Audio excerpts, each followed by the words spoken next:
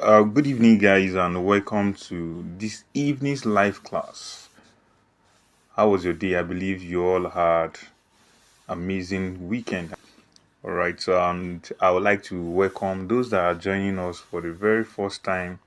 You are welcome to Kiran Design Academy, where lives are being transformed to become, giants in the field of graphics design. Okay, this evening we'll be doing amazing topic once again, and that is mastering font magic in graphics design. Graphic design is not difficult. It is never difficult. It's like cooking food by usual illustration, so to say. And the components that we have in it are not too many, not like the food that you cook at home and you have a lot of ingredients. They are just four, and one of them is the pictures and the images that we have. The second one is actually the fonts. Some people call it text, some other people call it typeface, depending. But just understand that we are talking about fonts. That's letterings and all those stuffs that around, writing stuff. Okay, so and then we equally have lines and shapes. And the amazing thing is that the fourth component is what the whole wear as clothes. And that back to our today's topic, font magic, in graphics design. The truth of the matter is that the way we use fonts in design goes a long way to tell if the design will be successful or not. And so to say, there are some graphics designs that all that you just have in them are just write-offs.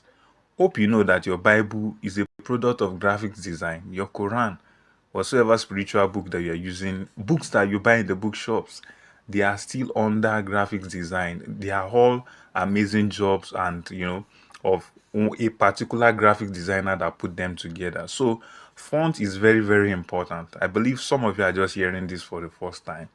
Your spiritual books, your Bibles, your Quran, all written. Somebody designed how those things will be put in place and then where this should be, where that should be. All right. So basically, what we have in most of our books, textbooks, even in schools and churches and the rest, are basically just write up. They are just letters, and then you may not even see much of pictures or any other thing. So it is important that we have good understanding of this topic so that we will do well in the fields of graphic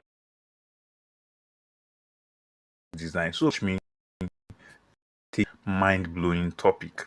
All right. So the first thing I would like us to do is to introduce us to what we call typography, and that is the art and the technique of arranging letters, characters, symbols to communicate a message, express a visual style, and create a lasting impression. All right. So and the word typography is just to illustrate the art, the process of just using letters, numbers, what have you, signs, all those things that just represent typing. Let me just use that word. So that's what this is talking about. There's no big grammar about it. So whenever you hear typography, it is the art of just using letters, using characters and symbols, and even numbers to do magic in the field of graphics design. And it involves selection, arrangement, and presentation of text to convey meaning, hierarchy, and then emotion. This word emotion is always surfacing in all the topics that we talk about when it comes to this basic ingredient of graphics design. We talked about emotion in colors, if you remember. We talked about emotion in images and pictures, and now we are talking about it here. The truth of the matter is that if you are carrying out the design and your design in no way is not contributing to the emotion of your audience, just know that you are just doing nothing. Yeah. So it is important that your design is touching the emotion of the intended audience, positively or negatively, depending on the reason why you are designing. All right. So that is just the brief introduction. I don't want us to waste much time talking about grammars. I want us to face the reality. Yeah. So we will be moving on to see some examples of the flyers. These are catchy flyers and sweet example where fonts is being used properly, and you can see that the way the fonts are being used is making the flyers that you're seeing currently on the screen to be catchy, to be attention driven, and then it's guiding whosoever that is seeing this flyer in the order or in the steps that you should go through this flyer as well. So, and the information are just precise. So if I'm just seeing this flyer for just few seconds, I can easily grab every flyer is all about. And that's the intention of your font, that's the intention of your text, that's the intention of your typeface in your design. So but I would like to show you this design to make further illustration, and I will be helping you to break down this complexity around typography, so to say. So let's look at this design. I believe some of you must have seen this design, and probably this was what launched you into our free class, and eventually you made your way to the master class. So I'll be using this to illustrate designed by one of us in the office here, and that's what we use for our adverts, online there for now. All right, so if you look at this flyer, I have sectioned the flyer into 4 basic categories when it comes to design. Just know that the entire write-up, if you break them down into categories or into sections, they will fall into one of these that you are seeing on the screen currently. The first is the heading, and that is the most important part of any flyer that you're doing. I want us to focus on flyer. We use letters also when we are doing logos and all that. So if you want to have full understanding of logo design, there's also a video on that on this channel. You have a lot of resources, so don't waste your time. Go there and then just watch, and I believe you will improve designing logos. So let's move on. This flyer, we have the first part, which is the heading. And the heading of any flyer is most times, the most visible part of the font represented in that design. So if you are holding a flyer, the biggest thing when it comes to the write-up there is your heading. You know them by size, you know them by style, you know them by the way they are decorated. If you look at this flyer, for instance, now you see that it's big and it's giving attention to have that kind of text effect, that is different from every other thing around here. And what's the heading? Graphic design, and just the small write-up to balance up the heading, which is a free training on smartphone. So it's clear. If anybody is seeing this flyer for just few seconds, you can easily tell this is what this flyer is all about. And if you want to invest the rest of your attention to it, then you come in. The next part that we have there is the subheading. All right, so the subheading is the next part of the flyer. Most times we have this subheading, in size, they are relatively not up to the size of the heading itself. Are you getting it? So, and we don't really spend much attention on them to give them this beautiful look like 3D text effect, and all those stuff. So it is just pointing you to another information embedded in the design, and that is the subheading. After the subheading, which is the highlight in this case, then we have the body of the text. So, and that is where you have the list that we have here. In some other cases where maybe you are designing for a company brochure and company profiles, it may just be write-ups generally about the company. I believe with what I'm explaining here, for a lot of us, we have this understanding relating this with the way we write in school. You are given a book to write in your class. So, and the first thing you write, if you are going to start writing, is the heading. Then possibly there will be some notes, then you now go to subheading. Maybe you're talking about types of something, functions of particular stuff, and all that. So the same way you reason while you are writing in school, that's the same way that graphic design also works. So we have the heading, we have the subheading, then we have the body. Then there's this other part of it at the bottom of the design.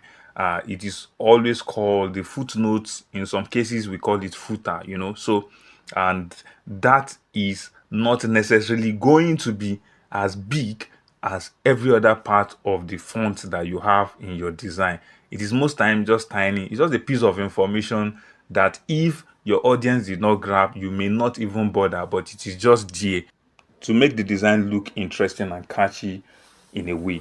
All right, so we will be going to the next phase of this live class, and it is getting more interesting. At this stage, I want you to pay good attention, avoid distraction. All these ones that I've been saying all along is just to lay foundation to where we are going. If you have ever been having challenge with the use of fonts, you understand, in design, this is the spot where we are going to be challenged. So let's move on. We have 5 aspects of typography. That is to say, if you are carrying out design, there are 5 aspects. Let me say there are 5 steps that you will count that will make you successful, in making this work in your design. And that is what we focus on right away. We'll be looking at these 5. You are successful at achieving these 5 when using font in your design. Believe you me, you are just about to be creating a design that is mind-blowing. All right, so let's check the first one. All right, so the first one is font selection. And font selection is very, very crucial when you are carrying out your design. In fact, it is the first step in this typography game that we're talking about. And it has to do with choosing the right font for the message, audience, and the medium. And I'll be explaining this using the same picture that we initially just saw now. And if you look at this design, it is talking about graphic design. So the fonts here are carefully selected, knowing that this information is meant for people that are in a way adults, they are not children. So I'm not going to be choosing a font that is playful. I'm not going to be choosing a font that that is children friendly. Let me use that word. That is playful. Yeah, that's the word. I'm not going to be choosing a font that is playful because I know my audience. I know the age range of people that I want to communicate with. But at the same time, I will not be choosing a font that will be just too serious. Like I'm talking to people that are in their 70s. All right. So this information is for the age range of certain people, and it is important that the font is chosen putting or bearing those people in mind. All right. So, and then the second thing is this: when you're choosing font like we have in this explanation, it must also be considered the medium with which you are going to be using your design. If I'm going to be using my design on a billboard, the kind of font that I'm going to be choosing will be different from the design I'll be using if I'm using it, if the design is meant for just a small flyer that will be shared. The kind of font that I'll also be using if the design is going to be on social media is quite different. So all these things will guide your choice of font. But by the way, if you are a masterclass student of this academy, we have a video put together in your training that talks about how to carefully and easily select fonts, pair fonts together for your design. Because if you look at this design, for instance, we have a combination of different types of fonts, and these are not just chosen out of the blues. There are principles, there are codes, and there are rules to selecting fonts and then pairing them together so that they can give you the best result. So if you are a masterclass student in this academy, you can just reach out to your channel where you have the resources, and then there's a topic that talks about how to select fonts.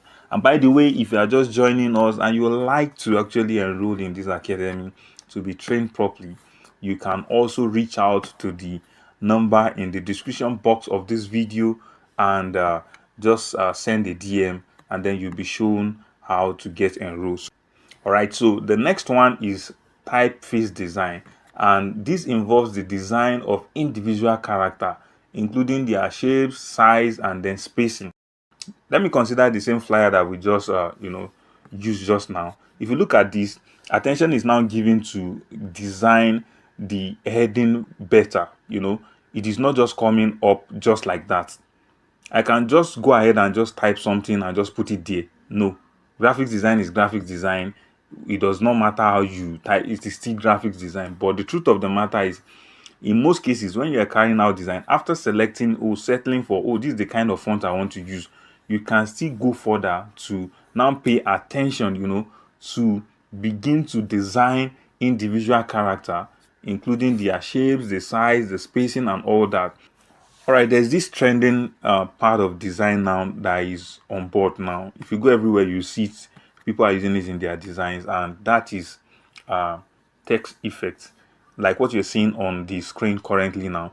You see that graphics design is not the normal typing, it's not the normal write-up that you just do and then put it there. It has been transformed to something like a 3D effect, right? So, and it will enhance the catchy nature of your design if you put things like this into design. In case you have heard about text effect before, I just wanted to put it in the comment section there, and then let me have your view of what you feel about text effect. Have you used it before, and did it really help your design? And if you like me to do a video on how to do text effects, I want to see your comments, in the comment section. The more I see that comment, then the more I will be moved to actually carry out that video. I will just be showing you how to perform text effects on your design. So let's move on to the next one, which is the third one. All right, the third one is the text composition, and that has to do with arranging text elements such as heading, paragraph, lists to create a clear visual hierarchy. Let's look at our example again. In this design, you see that things are well arranged. We arrange every part or every category of the typography such that you can have this visual hierarchy. When you are reading, you are reading from the heading because of the size and the way it is bold. Then you move to the next one that is looking next to it in size. And that is how human functions generally. We have a way of just moving from big to small in that order. So when you are arranging your fonts in your design, make sure you are doing it in an organized way so that you can command visual hierarchy. It is very, very important. Let me do a recap of what I've said so far in case you are just joining me. We are talking about the basic steps that you must take in order to be successful when you are assigning text or fonts in your design. And we talked about the first one, which is selecting font. You must be able to select your font and select the proper font, and then you ensure that you are matching or you are pairing the right fonts together for your design. All right, then secondly, we talk about typeface, and this has to do with going into designing individual characters that you have in your fonts, and then give them more design so that they can come out well. And then just now we're talking about text composition, that is arranging your elements such as headings and other parts that we just spoke about, such that it can create that visual hierarchy. Then we are moving to the fourth one, which is spacing and alignment. Please, I want you to just focus at this point, because of all that I've been saying all the while, this is causing serious issues in your design. Serious issues in your design. In the masterclass course, we have a topic that talks extensively about alignments, different kind of alignments that we have, and when to use them, how to use them, and all that. I won't be wasting time to talk about them here. So you're in a masterclass student, just reach out to the channel, and then you will have access to this topic well blown. Yeah, so let's move on. I want to talk about spacing and alignment. So let's look at the example that we've been using all the while. If you look at this this design, there is a spacing observed between the heading and then the subheading. I believe you can see that where we have graphic design training on smartphone and then the highlight, which is a subheading, you will see that space observed. Did you notice that? It is showing that you are moving from heading to subheading. It's like you are moving from your room to your sitting room, or you are moving from sitting room to your kitchen, wherever in the house. So there is that space between the parlor or the sitting room and the room. There's that space between your toilet and your room. You don't just disappear into the space like that. There's a place you walk through. So that space observed, it is the same idea you will bring into your design when you are carrying out design. You are done with your heading. You should leave a reasonable space between that heading and then the subheading before you continue. And that is what we are doing here. And it's giving that that vibe of whosoever that is going through this flyer to find it easy to read and all that. Now, the moment you come to this highlight, you will observe that we have listing under it, which is the body of the text now. All right. So, and you will also observe equal spacing between each listing. Not that one will be close to the previous one, then the next one will be farther apart.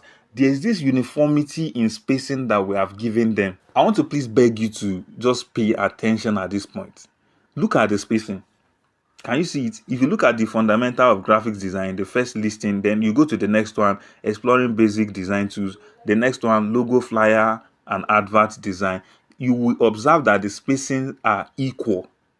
All right, can you see that? Then the moment you come through this listing and then you are done, there is another bigger space observed, showing you that you are leaving this realm to see another thing, which is join now, free access. This spacing will help in your design. These are the things that make your design to look more professional. That is one. Then number two, I want to talk about alignment. Yeah, alignment is very key. Like I told you, we have a topic on it in the masterclass, but let me just say something a bit about it here. You see, when you are designing, we have left justification, we have right justification, then we have the center justification, whereby all your text is either moved to one side, left or right, or they are maintained in the middle. And then these are the three basic categories of alignments that we have. When you are carrying out design, if you want to maintain left justification all through, try as much to keep to that.